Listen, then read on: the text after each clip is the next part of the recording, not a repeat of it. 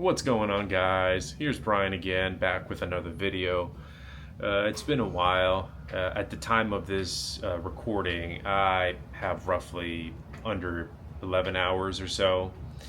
The reason why it's been taking a little longer is because, yes, the RV12 that I've been flying has been constantly being grounded for multiple reasons.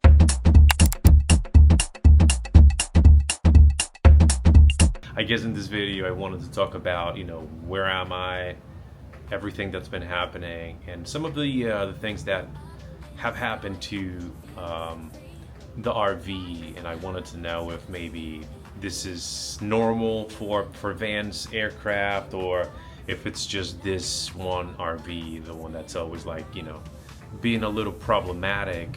All right, so basically, to make the long story short, the school that I'm registered in, it's kind of a different school because typically, I don't know, 80-90% of the flight schools around the world or around the US basically, the fleet typically tends to be just Cessna 172s or Pipers like PA-28s, 160s or 140s, I mean, whatever those are, Arrows, Cadet, whatever. This particular school, and the reason why I liked it so much was because they have newer airplanes, and then by newer I mean sling, I forgot the reference, LSCs or something, and then the Van's RV12. I am 6'2" and I weighed 215 pounds roughly, so these aircraft are basically considered light sport planes, right?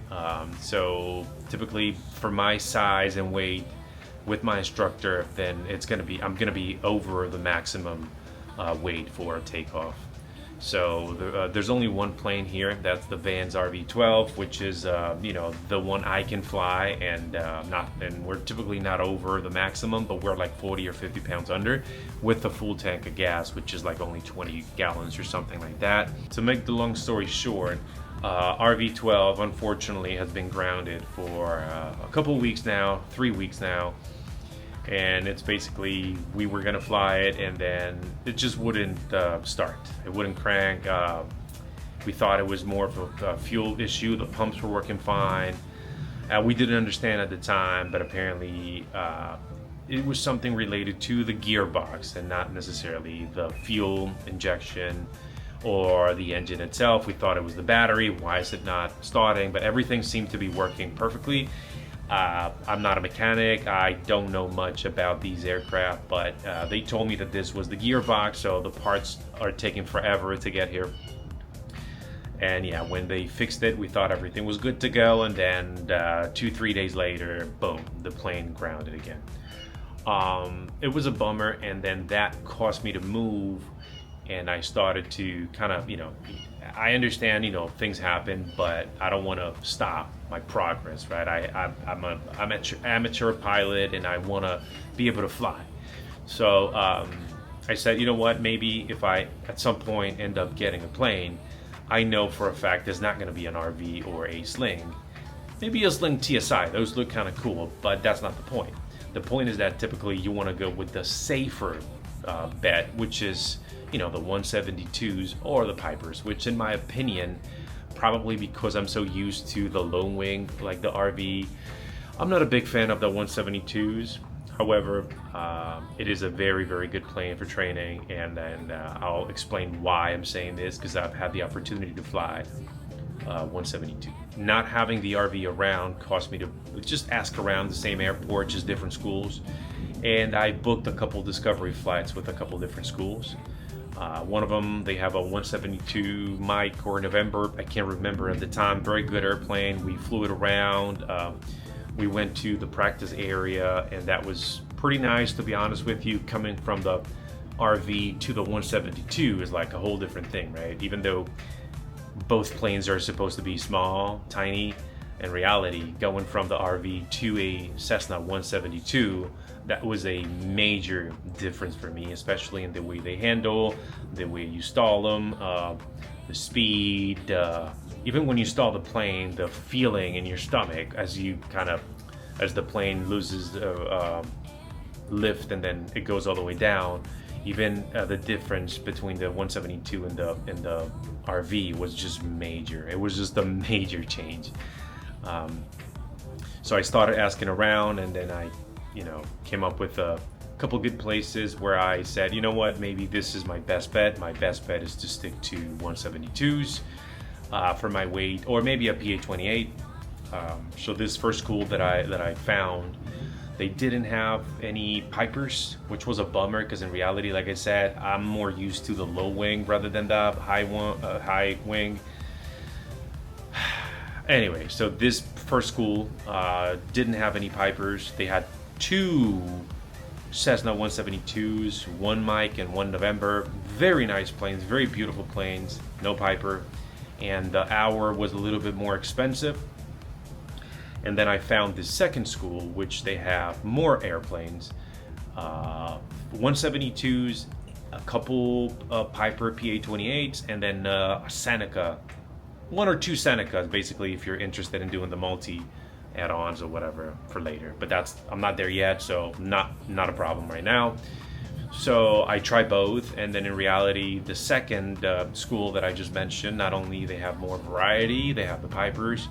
The owner was phenomenal. The guy is just such a nice guy that really kind of, you know what, I'm just staying with these guys for now.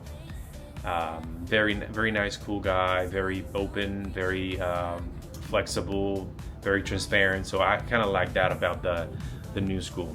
Not only that, but I was able to do the accelerated program, which is obviously, you can get the hours at a discount. And even with the instructors was just, it's funny because, my first school with the RV, Eddie, he's great. He's a person that really taught me a lot. I'm very grateful. The next school that I went to, younger guys, they're pretty nice too, but I really like the educational part as well. Not to say the groundwork, but more of the educational side of things. Like, I don't want to just fly. I want to understand what I'm doing. I want to know what to do in, certain situations, what to do when, when there's a lot of gusts, or how to kind of approach, all that stuff. So I felt that the second school didn't give me that. The third school with the guy that I'm saying is just such a nice guy. I found the balance between, the ground and the flight time where, we're not going to be doing ground only, which is very boring. But we're also going to fly, but at the same time I'm going to teach you the fundamentals. So that kind of, I like that about that school. I found like the balance. So I think I made that decision. I said, you know what, I'm sticking with these guys, and then we're going to call it a day. I feel bad for my former instructor Eddie, but then you know what, it is what it is. There's nothing I can do about it. There's nothing he can do about it. There's nothing the school could have done about it. So, I mean, no harm, nobody's fault. It's just that, it's more convenient for me, and I'm the one that's going through the process and actually paying for my hours. So, like I said, the difference between the RV and the 172s is just abysmal. So I'm not saying one is better than the other one. I mean, to each their own. It's whatever you prefer. The one thing that always was clear in my mind is that, hey, you know what, if I'm going to take this seriously, I'm not going to buy an RV. I may buy a Piper or a Cessna. So I've always wanted to, fly these planes, and then, I can tell you right now, I feel more comfortable flying these planes. So what's gonna happen next? I'm going to continue with the new school. I'm going to continue flying the 172. I think I'm going to push as hard as I can, at least to be able to fly my first solo, which my new instructor, John is his name. He's very confident that we're not too far from that moment. So now all my training is going to be focused on, staying in the pattern, mainly ATC communications, which is something that's throwing me off a little bit. Not because I don't understand them, but sometimes it's just trying to do too many things at the same time.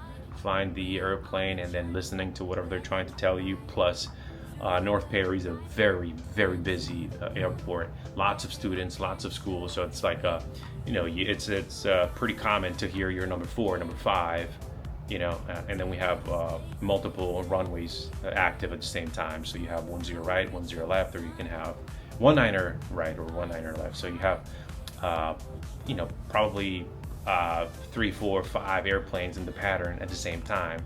So as a rookie pilot, that can be a little overwhelming. And then yeah, so other than that, my instructor is pretty confident that I can do my solo fairly soon. But yeah, we'll see how that goes. It's been pretty windy and gusty lately, so you know, the stars have to align. I need to feel comfortable.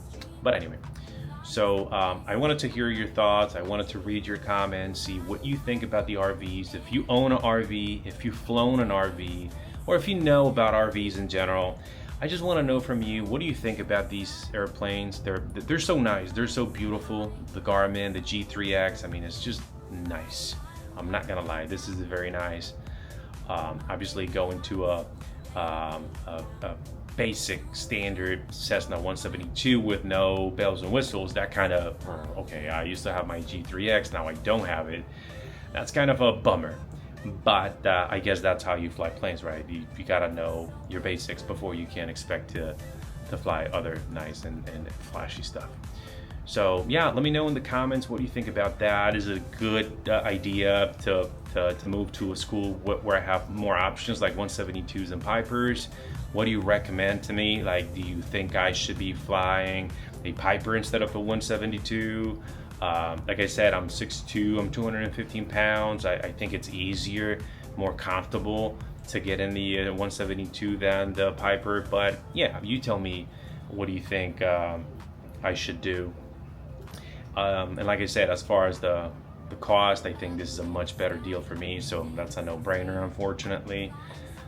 But yeah, let me know in the comments what you think. I'll be showing you later more of the maneuvers that we will be doing in the Cessnas, and probably show you a few laps around the pattern and my first landings. You know, those kind of freak me out, to be honest. Yeah, a little scared about that first solo. I don't know if it's just me or not, but let me know in the comments as well. Have you been scared about flying solo for the first time? Is it just me? Is it everybody? Is it normal? Also, some tips about how to avoid the burnout. You know, sometimes when this is probably not your career choice, you wonder, am I doing the right thing? Should I be doing this? Should I be wasting time doing this? Yeah, would appreciate your help. So if you're a pilot already, if you're studying to become a pilot, or if you just like to watch these videos and kind of learn from my experience as a rookie pilot, as a beginner, would like to hear from you. Leave me a comment down below. Send me a DM on Instagram. I'm very active on that side as well. All right, so give me a thumbs up. Subscribe to the channel. That would help tremendously. If you give me a like, that's gonna make YouTube kind of share this video a little bit more. So yeah, let me know what you think, and I'll see you on the next one. Thanks.